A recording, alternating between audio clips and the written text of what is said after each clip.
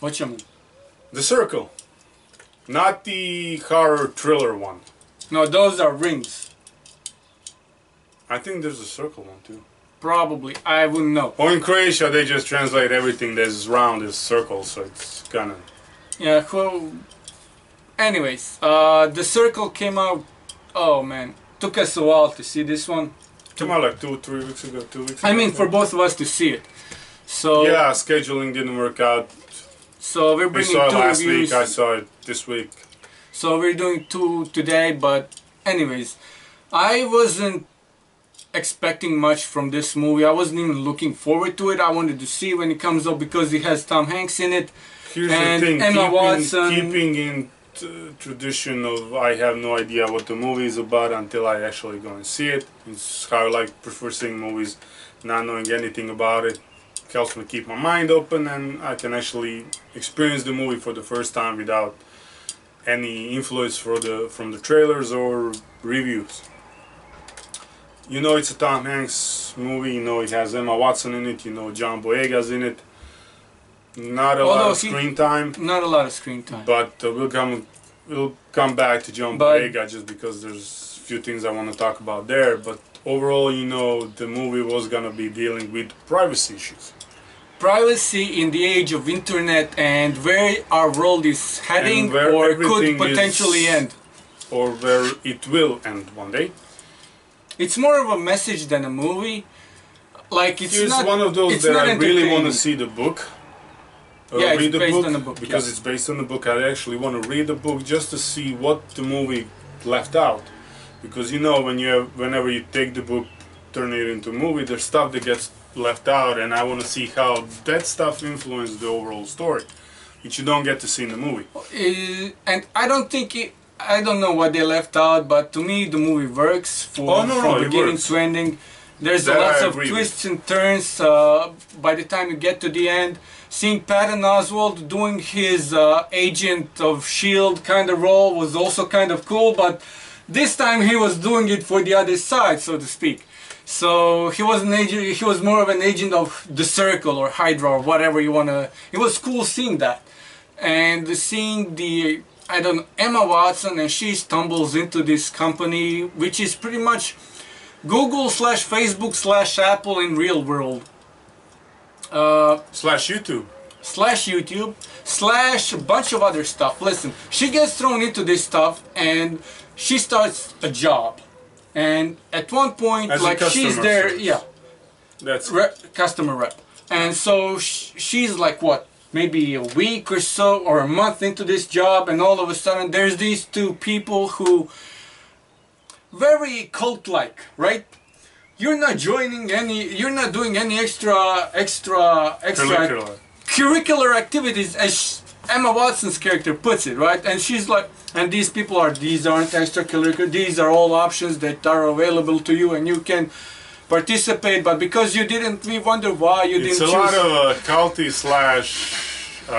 / politically correct / we don't want to offend you, but... Not just that, it's this whole world, like they want to draw you in and leave you in there, and basically like I can see the real world because there's a lot of real world application, but here's the story.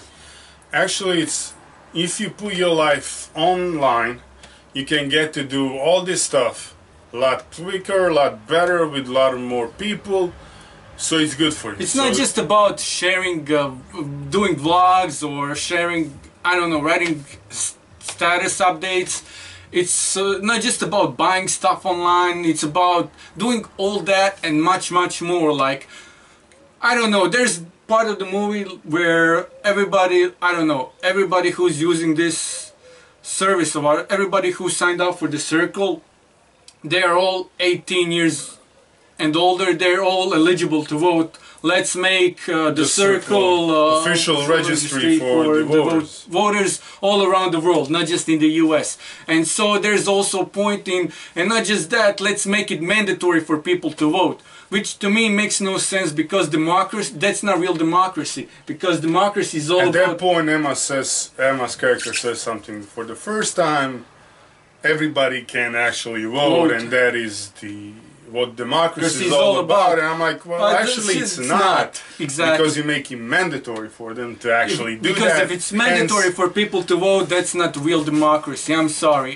We vote. You should vote. You should vote, but you don't have to. However, you get the choice. You have the choice. That's what democracy is all about. Goes back and there's a bunch of this kinds of stuff thrown into the throughout the movie. So, but like we said, the whole story deals with issues of privacy, how it should be addressed, and not just privacy, but also transcendence. As in everything that you do is visible to everybody else at all times. Public, because we all know that there's no such thing as privacy anymore. Everybody, I mean, government. There is, but. Not as much. I mean, governments, agencies have access to everything that you do, should they require it. Exactly. But this is transcendency, as in not only, this is, if I'm doing something, anybody can see me and watch me do the something.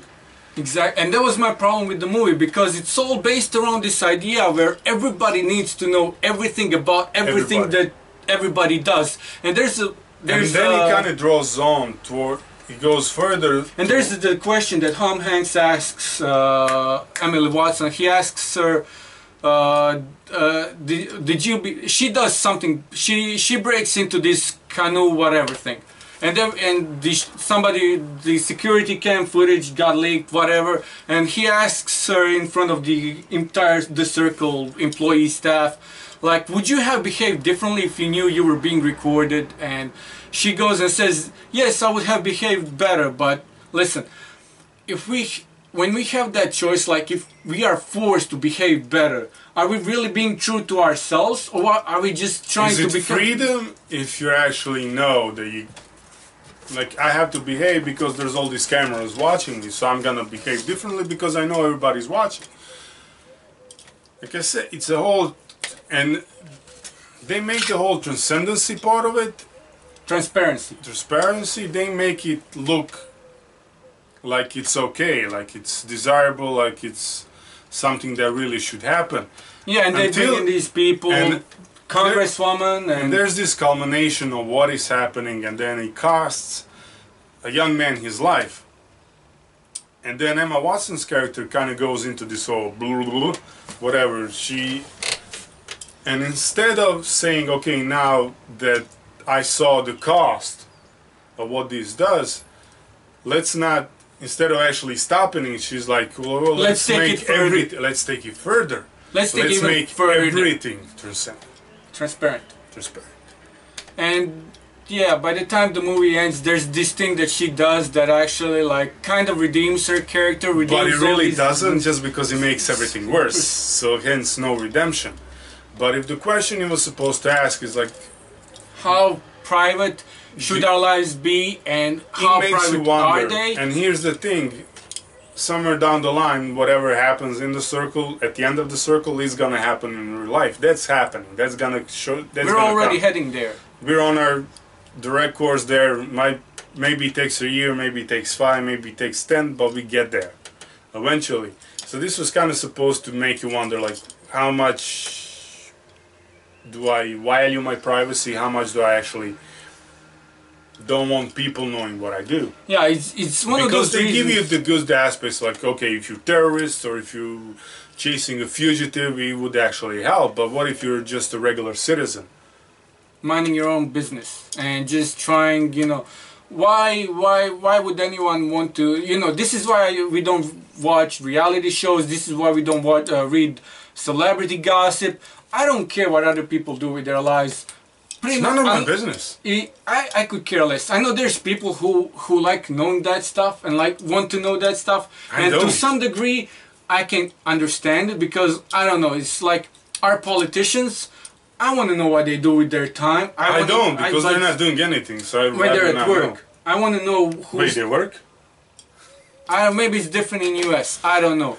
But it's like just this morning, local news released this video clipping of some dude in town over.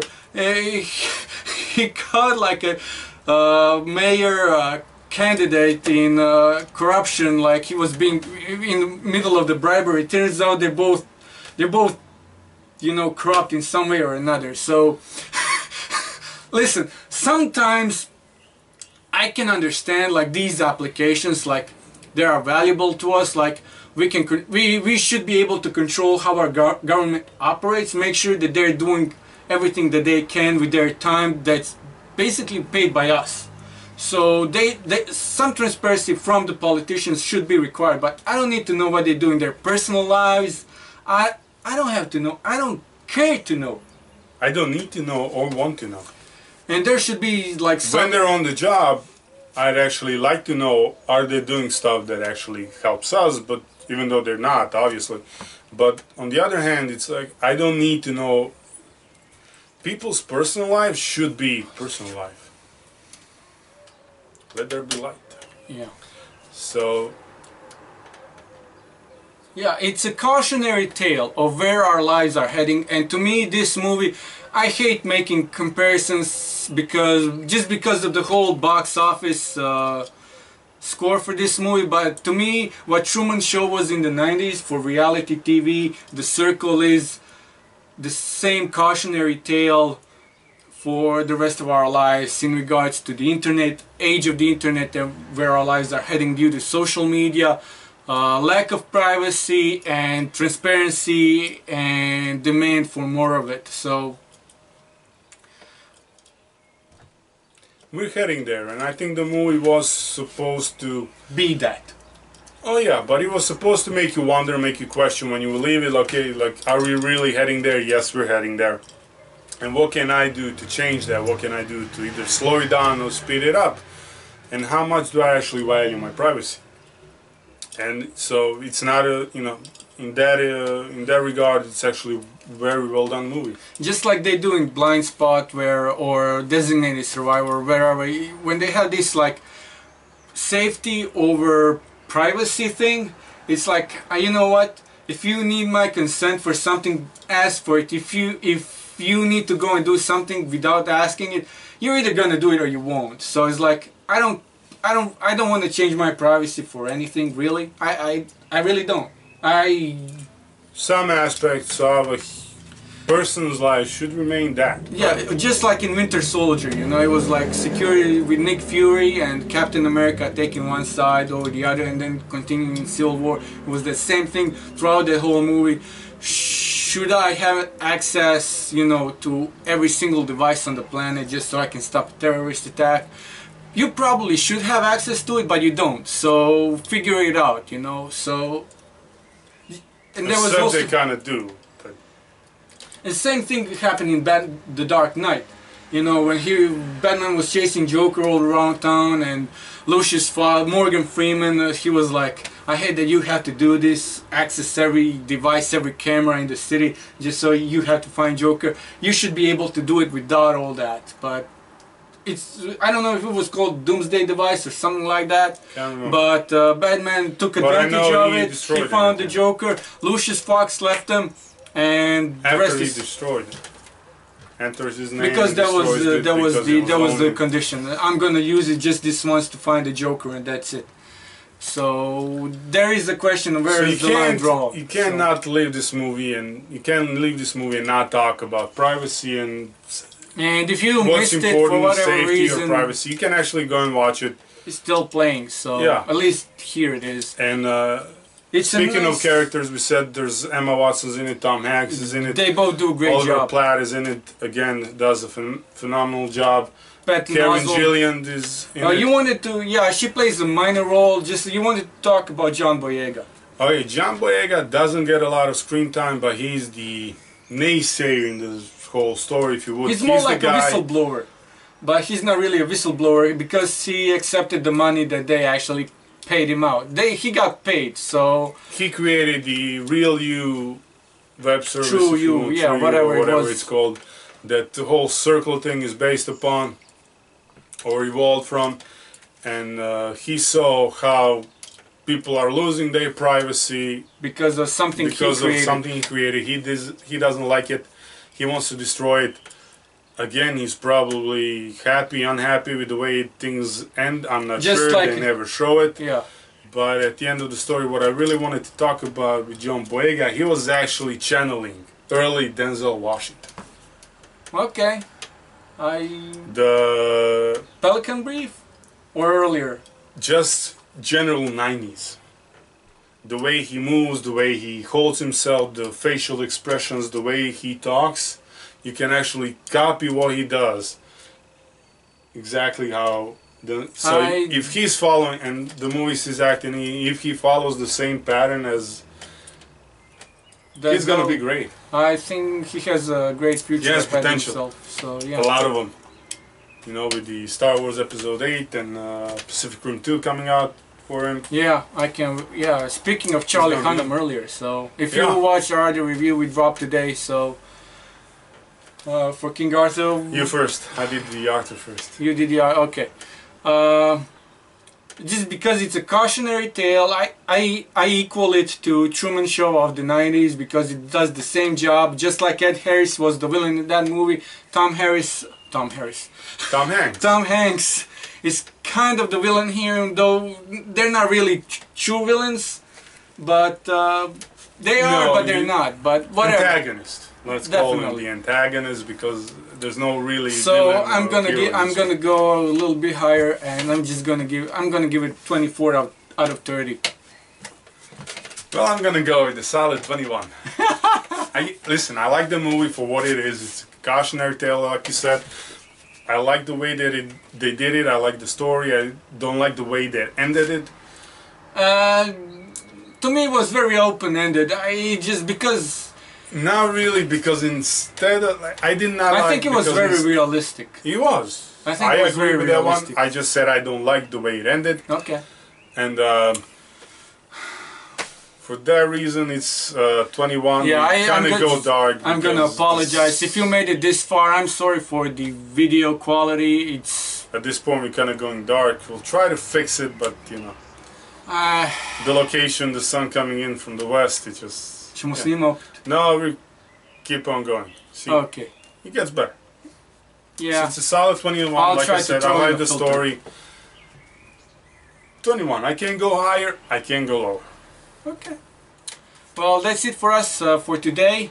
We may have an update for you next week. I'm not even sure if we're gonna see anything this weekend. But yeah, we may have a channel update because June is gonna be tricky for us. So we're not gonna go into details, but yeah, if we post anything, and July and stuff. July is gonna be easier. July is gonna be easier, but June is gonna be tricky. But we'll see how it goes. We'll try to update at least once a week. We can't make any promises, but yeah. Just in case we don't post anything in June, don't unsubscribe. We'll be coming back in July. But yeah.